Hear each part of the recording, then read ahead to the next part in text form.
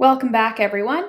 Today we are going to be using the sum and difference identities to evaluate these without a calculator.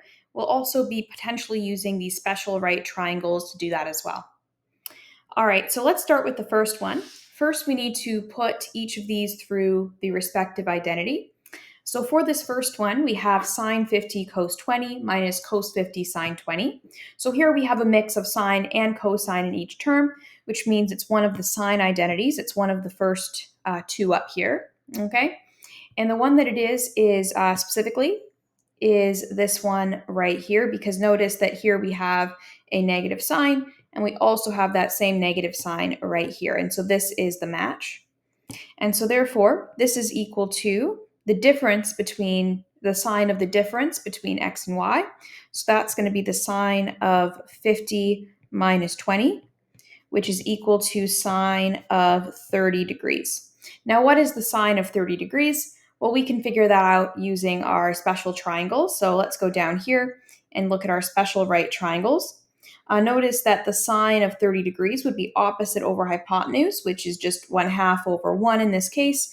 Therefore, sine 30 is 1/2. And I advise you, you can grab your calculator and type in sine 30, and it should give you a half when you do that. You can also even try, if you'd like to typing in sine 50 cos 20, sine 50 cos 20 minus cos 50 sine 20, and that should also give you a half when you type that in as well.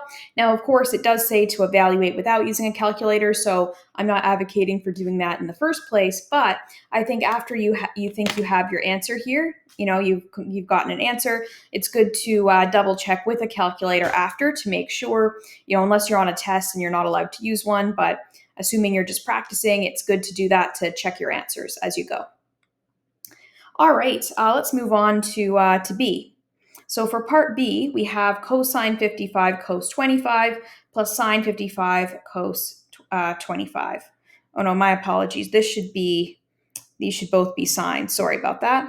It should be the same, because if it actually was sine and cos mixed, then the other one just had both of the parts of the term being cosine. We actually wouldn't be able to evaluate this without using a calculator in the way that the question is suggesting we should. So for this one, it's going to be cos and sine with an addition sign between them. And so it's going to be this one right over here. And so that is going to be equal to cosine of 55 minus 25, which is cosine of 30 degrees. And according to the special triangles, that would be root 3 over 2. So the answer is root 3 over 2. And same thing, you can check that in your calculator to make sure that you're getting that. The calculator may give you a decimal approximation though, and that's totally fine. You can also just check that root 3 over 2 gives you that same decimal approximation. Okay, let's move on to part C, cos 50 cos 10 minus sine 50 sine 10.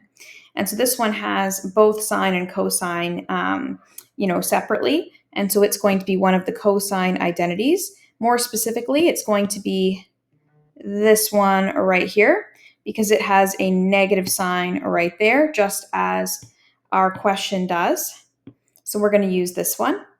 So therefore, this is equal to cos 50 plus 10, which is equal to cosine of 60.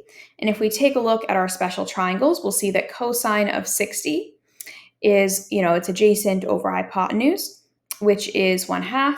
So therefore, the answer is 1/2. As always, feel free to put any questions you might have in the comment section, and we'll see you for the next one.